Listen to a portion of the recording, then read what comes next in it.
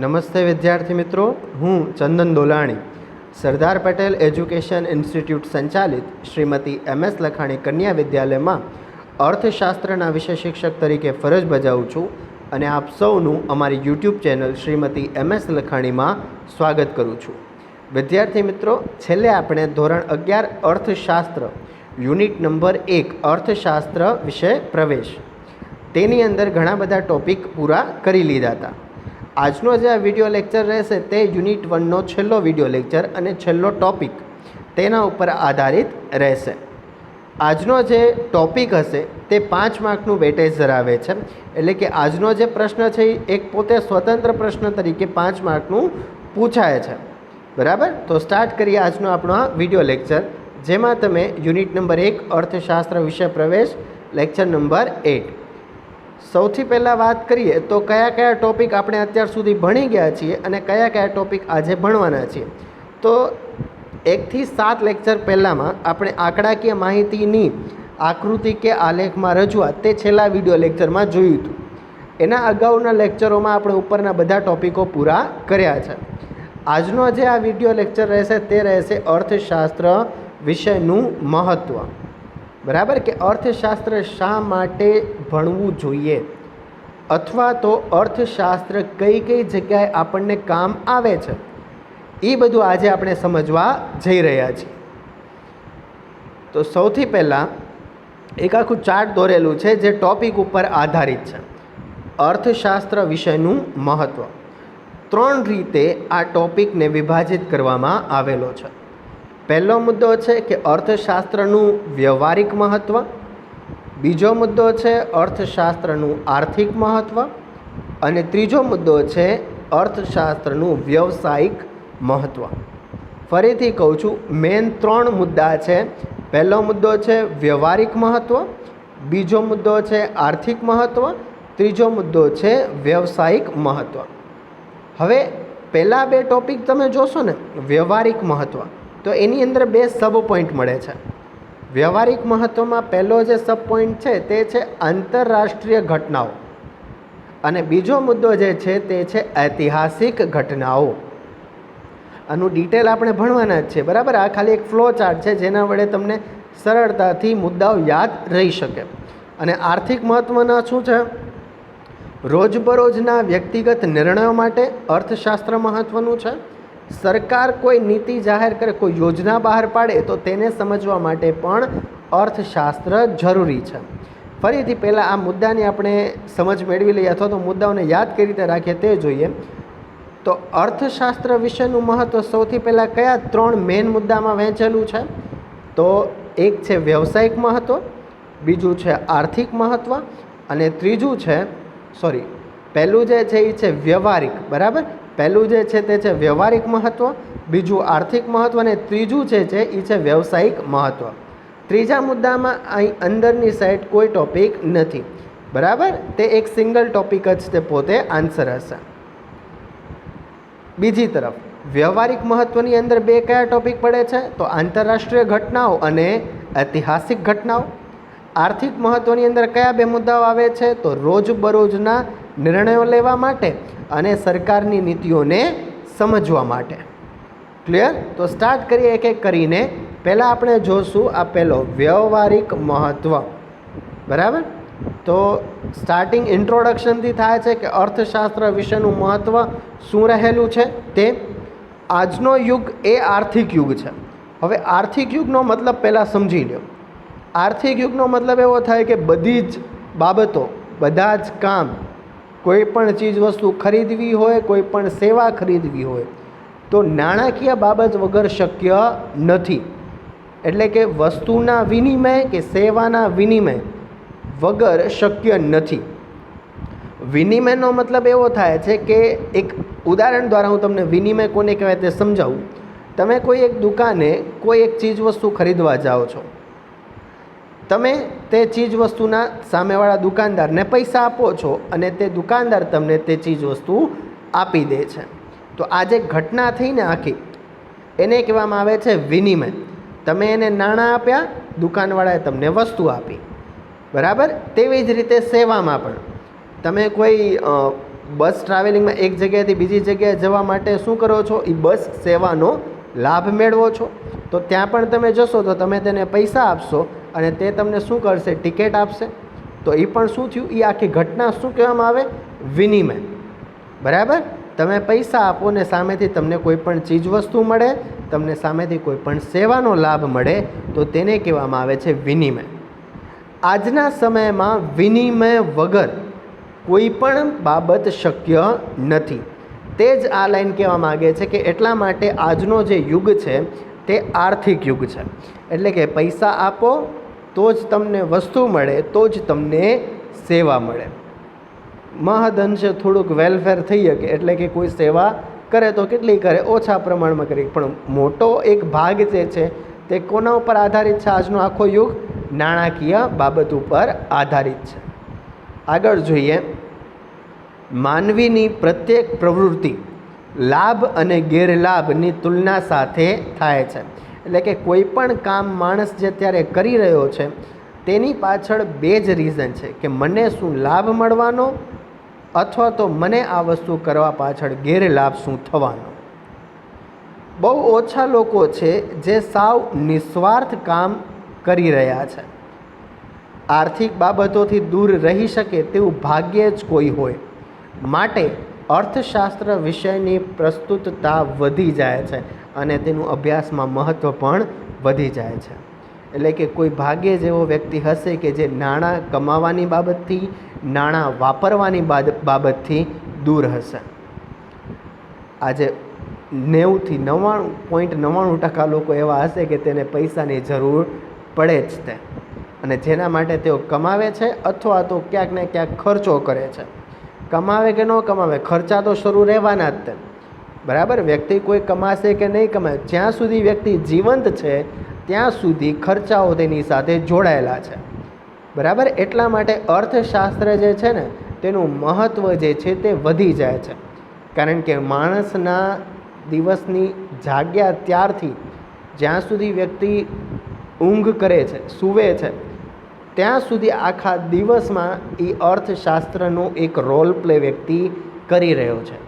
ક્યાંકથી આવક કમાવશે, ક્યાંક ખર્ચા કરશે, ક્યાંક ગવર્મેન્ટ જે યોજના બહાર પાડે તેને સમજશે. બરાબર? એટલા માટે અર્થશાસ્ત્રનું મહત્ત્વ વધી જાય છે. જોઈએ આગળની સ્લાઇડમાં જે આન્સર છે તેનું આખું. પહેલો મુદ્દો જે આપણે જોયો તે પહેલો મુદ્દો જે છે તે છે વ્યવહારિક મહત્ત્વ. હવે વ્યવહારિક મહત્ત્વની અંદર પહેલાં નાનું એવું ઇન્ટ્રોડક્શન આપેલું છે. અર્થશાસ્ત્ર આપણા રોજિંદા જીવન સાથે જોડાયેલું છે. આ વસ્તુ તો તમે માની જ લો કે અર્થશાસ્ત્ર જે છે ને, તમે સવારે જાગો ત્યાં સુધી અથવા તો જ્યાંથી જન્મ લ્યો અને જ્યાં સુધી લાઈફનું એન્ડિંગ આવે, મરે વ્યક્તિ તો પણ એમાં પૈસા તો વપરાય જ થાય. બરાબર? એટલે કે જ્યાં સુધી વ્યક્તિ જીવે છે અને જ્યાં સુધી વ્યક્તિ મૃત્યુ પામે છે ત્યાં સુધી તેની લાઈફમાં નાણાકીય બાબત સંકળાયેલી હોય જ છે. એટલા માટે એ રોજિંદા જીવન સાથે અર્થશાસ્ત્ર જોડાયેલું છે. અર્થશાસ્ત્રનો અભ્યાસ આપણા વ્યવહારિક જ્ઞાન અને વર્તનને નીચે પ્રમાણે અસર કરે છે. વ્યવહારિક જ્ઞાન એટલે કે આપણે કેવા પ્રકારનું નોલેજ હોવું જોઈએ. આજે જો તમે 11મા ધોરણમાં આવી ગયા છો, પણ તમને ઘણી બધી બાબતો હવે એવી સમજવા મળશે કે જે તમે કદાચ 10મા ધોરણ સુધીના અભ્યાસમાં જાણતા પણ નહીં હો. બરાબર? આ એક એવો સ્ટેજ છે તમારી લાઈફનો જે તમારા નોલેજનો ઇમ્પ્રૂવમેન્ટનો એક સ્ટેજ છે. 11-12 જે છે ને એ તમારા આગળનું ભવિષ્ય નક્કી કરશે. એમાં ખાસ કરીને આ પ્રેક્ટિકલ સબ્જેક્ટો બધા, ઇકોનોમિક્સ જે છે એ તમને લાઈફ ટાઈમ કામ આવવાનું. એવું નથી કે ખાલી આજે તમે ભણી લીધું ને કાલે તમે ભૂલી ગયા તો ચાલશે. આ એક એવો વિષય છે કે જ્યાં સુધી તમે જીવાના છો ત્યાં સુધી આ સબ્જેક્ટ તમારી આજુબાજુ ફરતું જ રહેશે. બરાબર? જોઈએ હવે આપણા જ્ઞાનમાં, વ્યવહારિક જ્ઞાનમાં કઈ રીતે અર્થશાસ્ત્ર વધારો કરે છે. પહેલી જે સબ પોઈન્ટ છે એ પહેલાંની અંદર પહેલો સબ પોઈન્ટ આંતરરાષ્ટ્રીય ઘટનાઓ. હવે આંતરરાષ્ટ્રીય ઘટનાઓને પહેલાં હું વાંચી લઉં છું, ત્યારબાદ હું તમને તેને સમજાવું છું. આજના સમયમાં આર્થિક બાબતો જ આંતરરાષ્ટ્રીય બાબતોને અસર કરે છે. અહીંયા ખાસ ધ્યાન રાખજો, આંતરરાષ્ટ્રીય બાબતોને કોણ અસર કરે છે? આર્થિક બાબતો જ. શા માટે અમેરિકા સુપર પાવર છે? ધ્યાનથી સમજજો, આને હું એક્સપ્લેન કરું છું. પહેલાં આ ક્વેશ્ચન ધ્યાનથી સમજજો. શા માટે અમેરિકા સુપર પાવર છે? ક્રૂડ તેલના ભાવો કેમ વધઘટ થાય છે? ક્રૂડ તેલ ઇટ મીન્સ કે પેટ્રોલ, ડીઝલ ને તેવા બધા પદાર્થો, તેના ભાવ કેમ વધઘટ થાય છે? રશિયા અને અમેરિકા, ચીન અને ભારતમાં કઈ આર્થિક સમાનતા અને કયો તફાવત છે?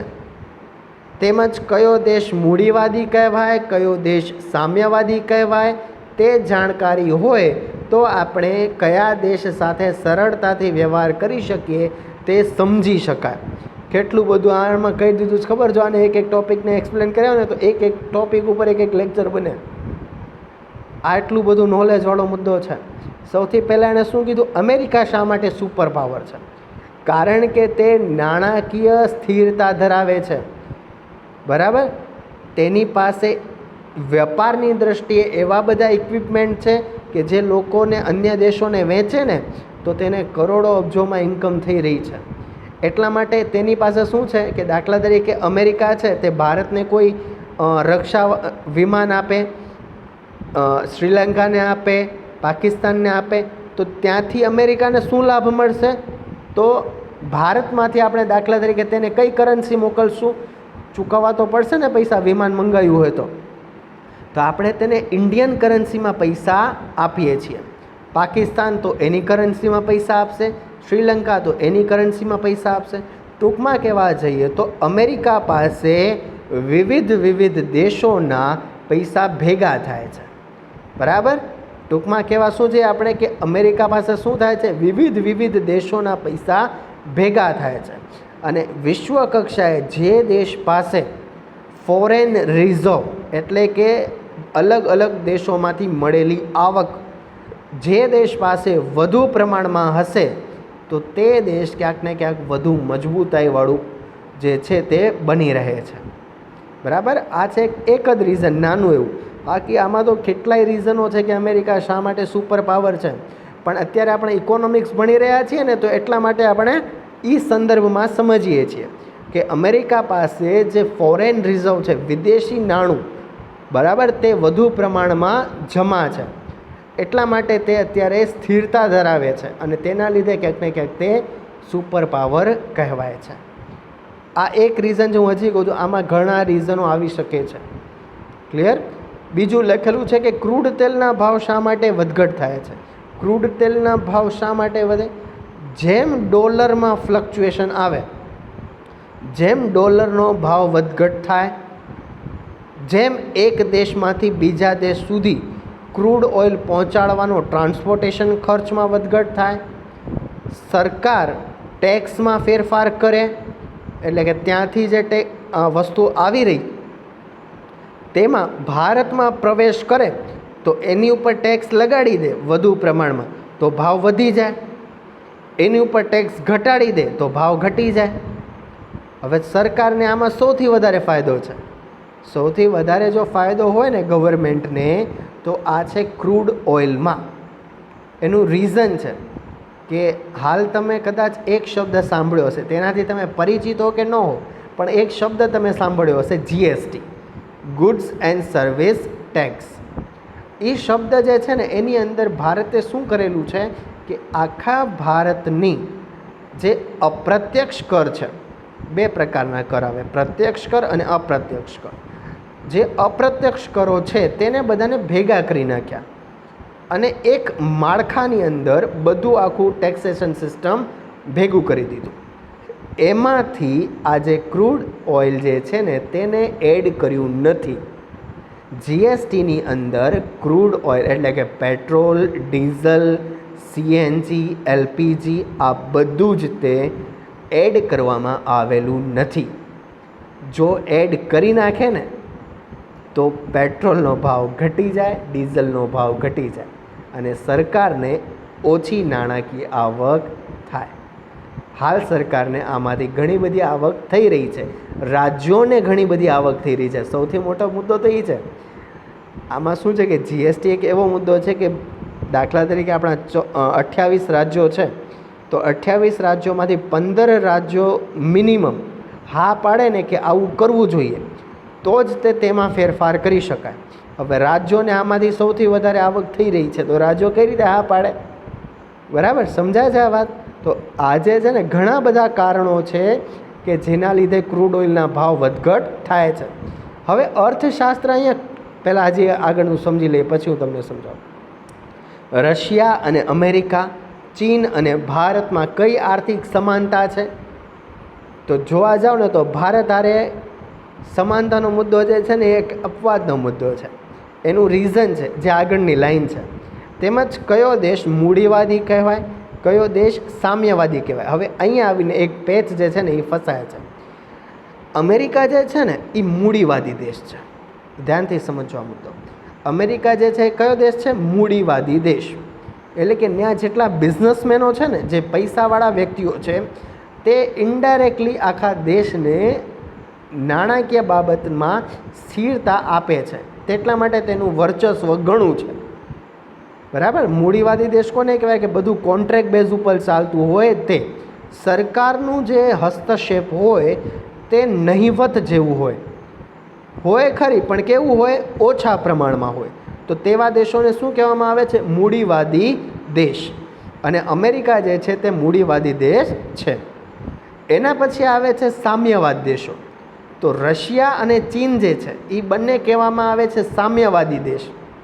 સામ્યવાદમાં શું હોય કે ત્યાંના જે વર્કરો છે, ત્યાંનો જે શ્રમ છે, નોકરી કરનાર વર્ગ, તેનો જે પગારનો દર હોય ને, તે પગારનો દર ત્યાંની ગવર્મેન્ટે ફિક્સ કરેલો હોય કે મિનિમમ આટલા રૂપિયા તો ઓનરે કે કંપનીએ જે તે શ્રમિકને ચૂકવવા પડશે.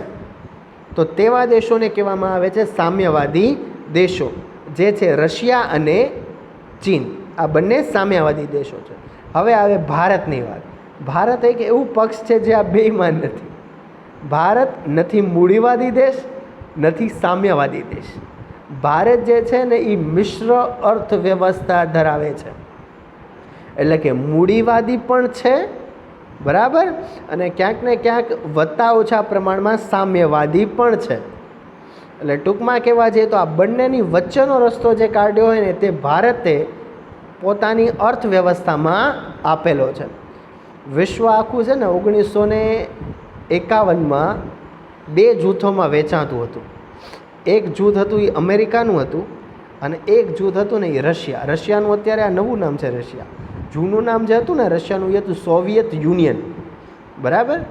એ બેમાં બધું આખું વેચાતું હતું. એટલે કે એક બાજુ મૂડીવાદી દેશો અને એક બાજુ સામ્યવાદી દેશો, એનું ગ્રુપ બની ગયું હતું. ભારતે એક નવી અર્થવ્યવસ્થા એ સમયમાં બહાર પાડી. ભારત કે આ બેમાં જ છું. ભારતની વિચારધારા કાંઈક નવી જ હતી એ સમયમાં. કારણ કે ભારતે આ બેયની અર્થવ્યવસ્થાનું અવલોકન અને ભારતની જે પ્રજા છે એ સમયમાં તેનું અવલોકન કર્યું હતું, જેના લીધે આ બેયમાં જવાય એવી પરિસ્થિતિ નહોતી. એટલા માટે ભારતે નવી અર્થવ્યવસ્થા અપનાવી, જેને આપણે કહીએ છીએ મિશ્ર અર્થવ્યવસ્થા. એટલે કે અમુક જે ધંધા હશે, અમુક જે બિઝનેસ હશે, તેનું કંટ્રોલ જે છે ને એ ગવર્મેન્ટ પોતે કરશે, અને અમુકમાં ખાનગીકરણ કરવામાં આવ્યું.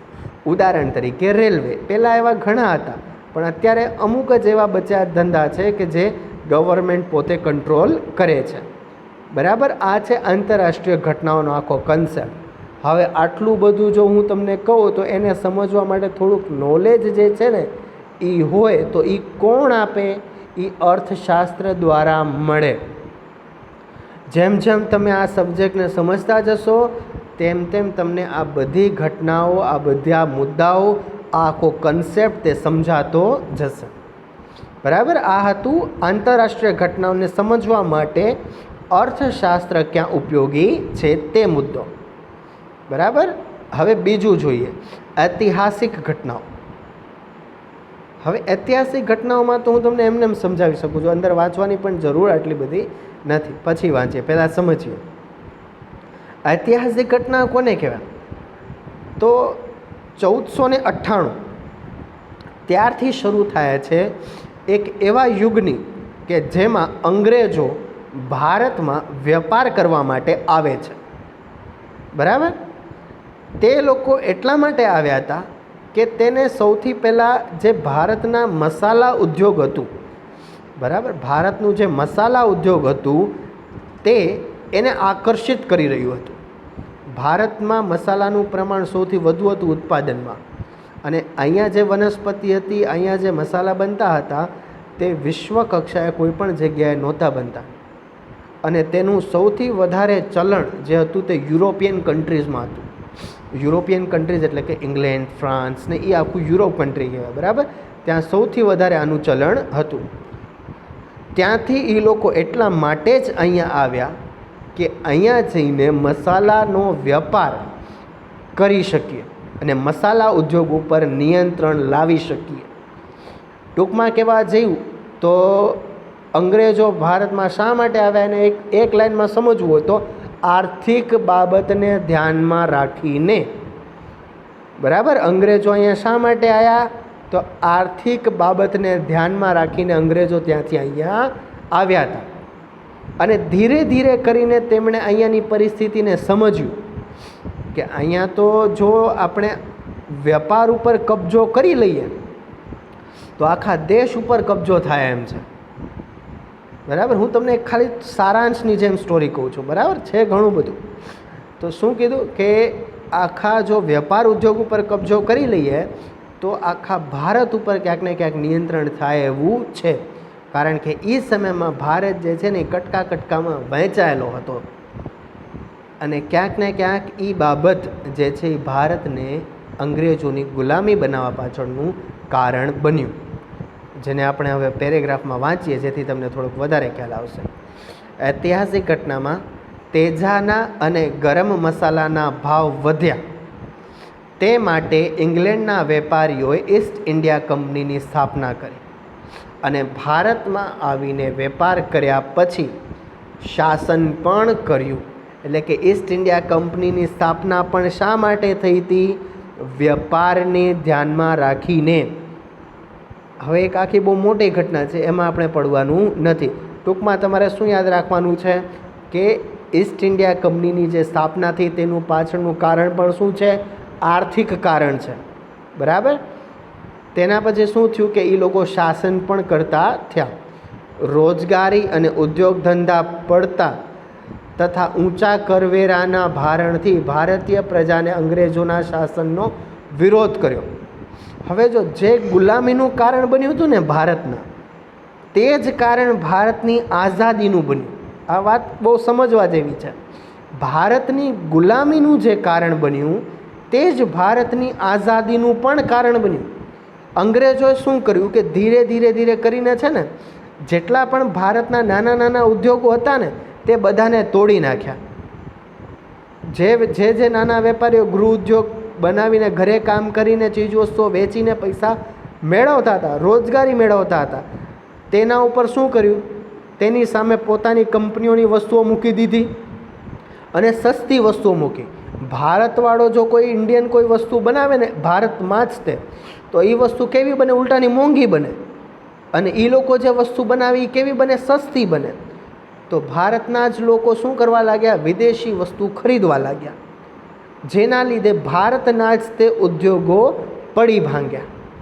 અને હજી સુધી જો આપણે વસ્તુ સસ્તી કરીએ ને, એટલે કે ઇન્ડિયન કોઈ લોકો પોતાની ચીજ વસ્તુ સસ્તી બનાવવાના પ્રયોગ કરે ને, તો ગવર્મેન્ટ જે છે ને એની ઉપર ટેક્સ લગાડી દે અને પોતાની વસ્તુ ટેક્સ ફ્રી રાખે. બરાબર? સમજાય છે? હવે આપણી વસ્તુ આપણે 5 રૂપિયામાં બનાવી, તેણે પણ 5 રૂપિયામાં બનાવી, આપણી ઉપર ટેક્સ લગાડી દીધો, તો આપણે 2 રૂપિયા ટેક્સ લગાડ્યો, તો આપણી વસ્તુ કેવી થઈ ગઈ? 5 વાળી વસ્તુ 7માં વેચવી પડશે, જ્યારે એની વસ્તુ એને કેટલામાં વેચાશે? 5 રૂપિયામાં વેચાશે. તો એ સમયમાં શું હતું કે ભારતીય લોકો જ તે વિદેશી ચીજ વસ્તુઓ સસ્તા ભાવની મળતી હોવાથી ખરીદવા માંડ્યા હતા, જેના લીધે ભારતીયોનું જ નુકસાન કરી નાખ્યું અને ભારતીય ઉદ્યોગ પડી ભાંગ્યા. અને આ જ કારણ પાછું આઝાદીનું બન્યું. કારણ કે આટલું બધું જો ધંધાઓ પડી ભાંગ્યા, લોકો પાસે પૈસા નહોતા, તો અંગ્રેજો સામે વિરોધ વધતો ગયો. ખ્યાલ આવે છે? આ જ કારણ બન્યું આઝાદી માટેનું. દુનિયામાં અને દેશમાં ભાવ વધારો, ઊંચા કરવેરા, અછત જેવા આર્થિક પરિબળો મોટી રાજકીય ઉથલપાથલ સર્જે છે. અર્થશાસ્ત્રના અભ્યાસથી જ આ ઐતિહાસિક રાજકીય ઘટનાક્રમ સમજી શકાય. આજે તમે જો, આજના સમયમાં મહામારી ચાલી રહી છે, બરાબર. કોવિડ-19 એ મહામારીનું એક કારણ બન્યું છે વૈશ્વિક કક્ષાએ. ભારતમાં નહીં, માત્ર વૈશ્વિક કક્ષાએ આ શું બન્યું છે? એક મહામારીનું કારણ. જેણે શું કર્યું? તો વ્યક્તિઓની આર્થિક ક્ષમતાને તોડી નાખ્યું. જે લોકો પહેલાં પૈસા વાપરી શકતા હતા, હવે તે પહેલાં વિચાર કરે છે કે આટલા રૂપિયા જો વાપરશું તો પછી કંઈ ન બન્યું તો શું થશે.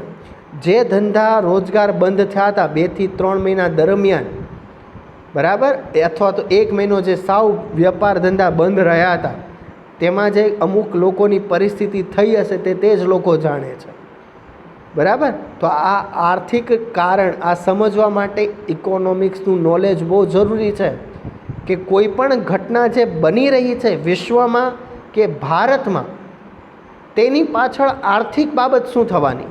હવે તમને અત્યાર સુધી ખબર નહીં હોય કે આજે કોવિડ ઘટના બની, એની પછી તમે નાણાકીય તંગીમાં તો આવ્યા, પણ તમને એ નહીં ખબર હોય કે આ જ તે આર્થિક ઘટના છે જેને આપણે સમજવાની છે, બરાબર. આ છે વ્યવહારિક મહત્ત્વની અંદરના 2 મુદ્દાઓ: આંતરરાષ્ટ્રીય ઘટનાઓ અને ઐતિહાસિક ઘટનાઓ, જેને સમજવા માટે આપણે અર્થશાસ્ત્રનું જ્ઞાન જરૂરી છે.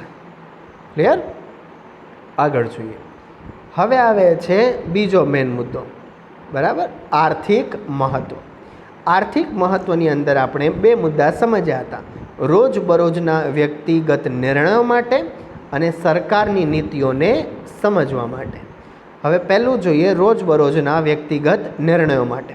એટલે કે સવારે જાગો ત્યારથી લઈને તમે સૂવો ત્યાં સુધી તમે કેવા કેવા નિર્ણય કરો છો, અથવા તો ક્યાં ક્યાં અર્થશાસ્ત્ર તમારી સાથે સંકળાયેલું રહે છે, એ આ મુદ્દો છે. અભિનેતા એટલે કે એક્ટર, ડૉક્ટર, વકીલ, ગાયક, શિક્ષક પણ આર્થિક રોકાણો કરતા હોય છે, એટલે ક્યાંક ને ક્યાંક પૈસા ઇન્વેસ્ટ કરતા હોય છે. સીધી રીતે આર્થિક પ્રવૃત્તિમાં ન જોડાયેલા લોકો પણ બચત અને મૂડીરોકાણ, ખર્ચ અને આવકની પ્રાપ્તિ અથવા તો પ્રવૃત્તિ સાથે જોડાયેલા હોય છે.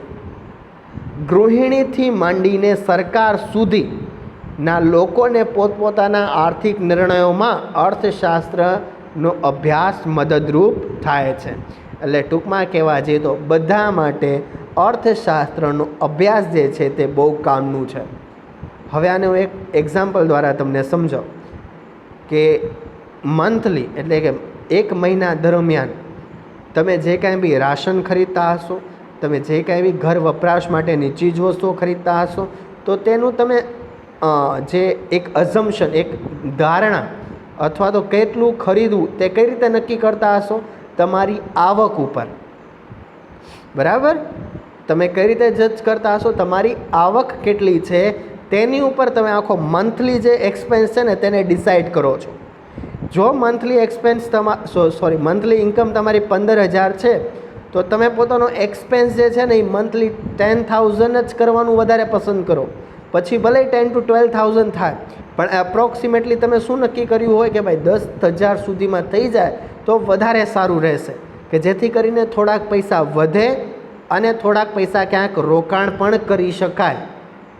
તો આ તો તમે રોજ નિર્ણય લ્યો છો, રોજ કઈ વસ્તુ ખરીદવી, કઈ વસ્તુ ન ખરીદવી, ખરીદવી તો કેટલા રૂપિયા સુધીની ખરીદવી, આ બધું જ તમે એક ગૃહિણી જે હોય છે ને ઘરે, એ પણ શાકભાજી જો ખરીદતા હશે તો એ પણ આ બધું ડિસાઇડ કરે કે આટલી શાકભાજી તે આજે ખરીદાય, આની કરતાં વધારે ન ખરીદાય. નાણાકીય તંગી આવી શકે છે છેલ્લે જઈને મહિનામાં જો વધારે ખરીદશું તો. એટલે આ ઇનડાયરેક્ટલી બધા જ લોકો રોજબરોજના પોતાના દિવસ દરમિયાન આર્થિક નિર્ણયો લેતા જ હોય છે, બરાબર. પણ એ નિર્ણય લેવા માટે અર્થશાસ્ત્રનું જ્ઞાન જરૂરી છે કે ક્યાં સુધી કેટલા રૂપિયા વાપરવા, જેટલી આપણી આવક છે તેને કઈ રીતે મેળ બેસાડવો, તેની માટે અર્થશાસ્ત્રનું જ્ઞાન અનિવાર્ય છે. બરાબર. બીજું જોઈએ સરકારની નીતિઓને સમજવા માટે. હવે સરકાર દાખલા તરીકે તમને કોઈ લાભ આપે છે કોઈ યોજના દ્વારા, તો એ યોજનાઓને તમે કઈ રીતે સમજશો, બરાબર, એ યોજનાઓને તમે કઈ રીતે સમજશો તેની માટે પણ અર્થશાસ્ત્ર સમજવું બહુ જરૂરી છે. જોઈએ ઉદાહરણ તરીકે આમાં લખેલું જ હશે, પહેલાં ડિટેલ જોઈએ. ભારત જેવા દેશમાં સરકારની નાણાં નીતિ, એટલે કે નાણાં નીતિને અંગ્રેજીમાં કહેવામાં આવે છે મોનિટરી પોલિસી. મોનિટરી પોલિસી 12થમાં તમે જ્યારે આવશો તો યુનિટ નંબર 4માં તમને આખું ડિટેલમાં એ ભણાવવામાં આવશે કે નાણાકીય નીતિ સરકાર કઈ રીતે બનાવે છે, તેની કઈ રીતે લોકો ઉપર અસર થાય છે, તે આખું યુનિટમાં તમને ડિટેલમાં સમજાવવામાં આવશે. અત્યારે ટૂંકમાં એમ સમજો કે સરકારની નાણાકીય નીતિ, રાજકોષીય નીતિ કે સમગ્ર આર્થિક નીતિ આપણા રોજબરોજના જીવન પર ગંભીર અસરો સર્જે છે. ટૂંકમાં તમારા ખીચામાં પૈસા રહેવાના કે તમારા ખીચામાંથી પૈસા ખાલી થઈ જવાના, એ ઇનડાયરેક્ટલી બધું નક્કી કરે ને એ કરે છે ગવર્મેન્ટ, જે તમને ખબર પણ નથી પડતી. બરાબર. તમારા ખીચામાં પૈસા રહેશે કે તમારા ખીચામાં પૈસા નહીં રહે, એ ઇનડાયરેક્ટલી બધું કોણ નક્કી કરે છે? ગવર્મેન્ટ નક્કી કરે છે, એની નાણાકીય નીતિ દ્વારા, એની રાજકોષીય નીતિ દ્વારા અને એની આર્થિક નીતિ દ્વારા. આગળ એનું ઉદાહરણ દ્વારા એક નાના એવા હું સમજાવું છું. માટે અર્થશાસ્ત્રનો અભ્યાસ આ નીતિઓને સમજવામાં તથા તે મુજબ આપણા નિર્ણયોને બદલવામાં મદદરૂપ થાય છે. એક ઉદાહરણ લખેલું છે, એ ઉદાહરણમાં જવા પહેલાં હું તમને એક સિમ્પલ ઉદાહરણ આપું. દાખલા તરીકે અત્યારે જે છે ને બધી બેન્કોએ પોતાના દર જે છે ને તે ઘટાડી દીધા છે. લોન લેવાની સસ્તી થઈ ગઈ છે અત્યારે. હોમ લોન તો 7%, પર્સનલ લોન તો 9%ની આજુબાજુ. બરાબર. ટૂંકમાં કહેવા જઈએ તો બધી જ લોનો કેવી છે અત્યારે, બધી લોનોના દર ઓછા છે. આજે જે હોમ લોનનો દર 7% છે ને, એ હોમ લોનનો દર એક સમયમાં 10થી 11% હતો. બરાબર. એટલે 4%નો ડાયરેક્ટ ફાયદો અત્યારના સમયમાં થઈ રહ્યો છે. એ શા માટે છે હવે એ સમજો કે જેથી કરીને લોકો જે છે ને એ વસ્તુ ખરીદતા થાય. બરાબર. એ દર ઘટ્યો એનો મતલબ શું થઈ ગયો ઇનડાયરેક્ટલી, કે જે પહેલાં તમે 11% ભરવા પડતા હતા, હવે તમને કેટલા ભરવા પડશે? 7% ભરવા પડશે. તો જેથી કરીને તમે શું કરી શકો છો કે ભાઈ પહેલાં 11% ભરવા પડતા હતા તો આપણે મંથલી એક્સપેન્સમાં બરોબર નહોતું બેઠતું. બરાબર. હવે 7% ભરવા પડે છે તો આપણે 4%નો જે લાભ થયો છે એ ઘર વપરાશના ખર્ચમાં આપણા પૈસા ઉપયોગમાં લેવાશે. એટલા માટે આપણે શું કરીએ છીએ? તેના તરફ આકર્ષાઈએ છીએ. ખ્યાલ આવે કે આપણો ઘર ખરીદશું કે ઘર નહીં ખરીદીએ, એ પણ ઇનડાયરેક્ટલી કોણ નક્કી કરે છે? ગવર્મેન્ટની નીતિઓ નક્કી કરે છે, ગવર્મેન્ટની પોલિસી નક્કી કરે છે. જો એ લોન સસ્તી થઈ એનો મતલબ શું છે કે ઘર આપણે ખરીદવા માટે સક્ષમ હશું. તેની સાથે ગવર્મેન્ટ એક બીજી પણ યોજનાનો લાભ આપે છે કે જો તમે પહેલી વખત ઘર ખરીદતા હો તો તમને ઇન્ટરેસ્ટમાં 2,80,000ની આજુબાજુની સબસિડી જે છે તે બાદ મળે છે.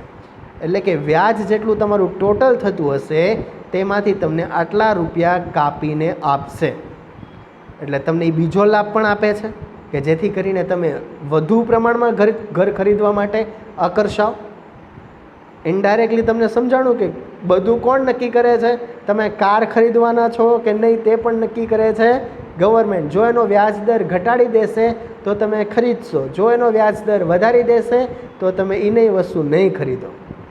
અહીંયા એ જ ઉદાહરણ આપેલું છે. દાખલા તરીકે રિઝર્વ બેંકના રેપો રેટ. રેપો રેટ એટલે કે એક એવો દર કે જેના દ્વારા તમને લોન કેટલા પ્રમાણમાં મળવાની, કેટલા દર પર મળવાની, મોંઘી મળવાની કે સસ્તી મળવાની લોન, તે દર.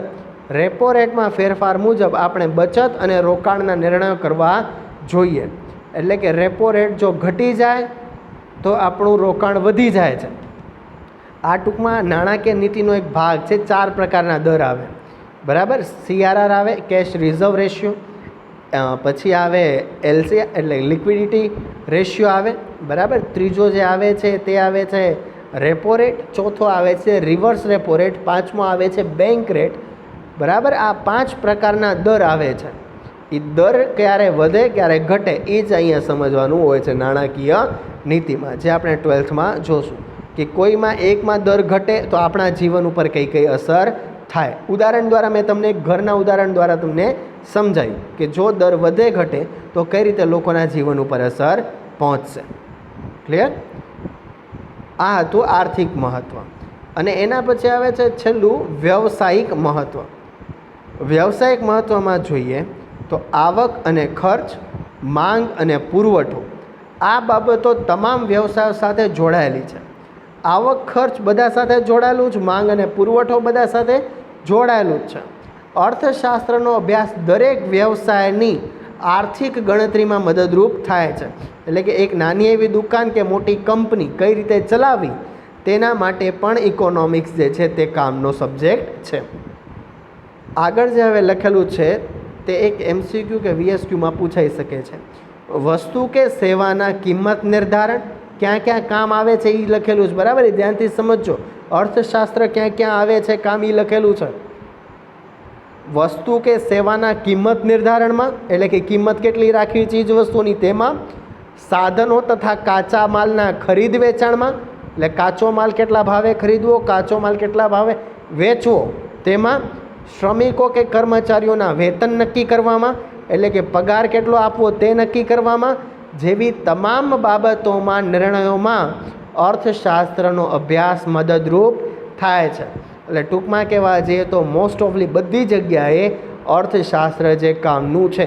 તમને જો પૂછવામાં આવે એવો ક્વેશ્ચન કે અર્થશાસ્ત્ર કઈ કઈ જગ્યાએ કામમાં આવે છે, 1 માર્કમાં જો એવો પ્રશ્ન પૂછેલો હોય તો આ એનો આન્સર બનશે. વસ્તુ કે સેવાના કિંમત નિર્ધારણમાં, સાધનો તથા કાચા માલની ખરીદ વેચાણમાં, શ્રમિકો કે કર્મચારીઓના વેતન નક્કી કરવામાં. બરાબર. દાખલા તરીકે તીવ્ર સ્પર્ધાવાળા બજારમાં કિંમત ઘટાડવાથી, તીવ્ર સ્પર્ધા એટલે કે એક જ ધંધા જેવી, એટલે કે દાખલા તરીકે મોબાઈલની એક દુકાન છે તો લાઇનમાં 10 મોબાઈલની દુકાન જ હોય. બરાબર, તો શું થાય કે એકમાં જે વસ્તુ સસ્તી મળતી હશે કે મોંઘી મળતી હશે, બાજુવાળો દુકાનવાળો એને વસ્તુ શું આપશે, સસ્તી આપશે. એટલે એને શું કહેવાય, તીવ્ર સ્પર્ધા કહેવાય. તીવ્ર સ્પર્ધાવાળા બજારમાં કિંમત ઘટાડવાથી ગ્રાહકોને આકર્ષી શકાય છે. એટલે 10 દુકાનવાળા જો હશે લાઇનમાં મોબાઈલવાળા, તો 10માંથી જે ચીજ વસ્તુનો ભાવ ઓછો રાખશે તે શું કરી શકશે, ગ્રાહકોને અટ્રેક્ટ કરી શકશે, ગ્રાહકોને પોતાની તરફ આકર્ષિત કરી શકે છે. અર્થશાસ્ત્ર મૂળભૂત રીતે આર્થિક નિર્ણયો કરવામાં મદદરૂપ કરતું શાસ્ત્ર છે અને તેનું વ્યવસાયિક મહત્ત્વ છે. ટૂંકમાં છેલ્લે કીધું કે અર્થશાસ્ત્ર શા માટે કામનું છે, તો આર્થિક નિર્ણયો કરવા માટે. આર્થિક નિર્ણયો એટલે કે આવક, ખર્ચ, માંગ, પુરવઠો એક્સેટ્રા એક્સેટ્રા, આ બધા નિર્ણયો નક્કી કરવા માટે અર્થશાસ્ત્ર કામનું છે. આર્થિક જગતમાં માણસના મુખ્ય 3 સ્વરૂપ છે. આ 3 સ્વરૂપ પણ યાદ રાખજો, ક્વેશ્ચન છે. આર્થિક જગતમાં માણસના 3 સ્વરૂપ છે. એક કે તમે ગ્રાહક તરીકે હશો, બરાબર, કોઈ પણ ચીજ વસ્તુ ખરીદવા ગયા તો ગ્રાહક તરીકે. બીજું ઉત્પાદક તરીકે, એટલે કોઈ પણ ચીજ વસ્તુ બનાવનારા હશો. અને ત્રીજું શ્રમિક તરીકે, એટલે કે કામ કરનારા. બરાબર, 3 રીતે માણસ મુખ્ય રૂપથી હોય છે. એક ગ્રાહક તરીકે, બીજું ચીજ વસ્તુ બનાવનાર એટલે ઉત્પાદક તરીકે, અને ત્રીજું શ્રમિક તરીકે હોય છે. આ 3ય સ્વરૂપમાં તેણે ઓછામાં ઓછું ચૂકવીને વધુમાં વધુ લાભ મેળવવાનો પ્રયત્ન કરવાનો હોય છે. એટલે આપણે ગ્રાહક બનીને જઈએ કોઈ વસ્તુ ખરીદવા તો આપણે શું વિચારીએ કે આ વસ્તુ મને બને તેટલી ઓછામાં મળે. કોઈ વસ્તુનું ઉત્પાદન કરીએ તોય શું થાય, આ વસ્તુ મને કેટલામાં ઓછામાં ઓછી ઉત્પાદનમાં થાય તો હું વેચીને વધુમાં વધુ લાભ કમાવી શકું. ત્રીજું શ્રમિક તરીકે, કઈ રીતે ઓછામાં ઓછો પગાર આપું તો કામ બરોબર રીતે થઈ શકે. આ 3યમાં આપણે શું કરીએ છીએ કે ઓછા ખર્ચે વધુ કઈ રીતે લાભ મળે તે જ આપણે કરતા હોઈએ. અને આર્થિક સિદ્ધાંતો પણ તેને અહીં મદદ કરે છે. એટલે કે અર્થશાસ્ત્ર અહીંયા તે દરેક નિર્ણય લેવામાં વ્યક્તિને મદદરૂપ થાય છે. આ છે આખું અર્થશાસ્ત્ર વિષયનું મહત્ત્વ, જે 5 માર્કમાં કે 3 માર્કમાં ક્વેશ્ચન તરીકે પૂછાય છે. આવી રીતે જ તે તમારે તેનો આન્સર લખવાનો રહેશે. આ હતો આપણો યુનિટ 1. નેક્સ્ટ વિડીયો લેક્ચરમાં આપણે નવા યુનિટ તરફ આગળ વધશું. બરાબર.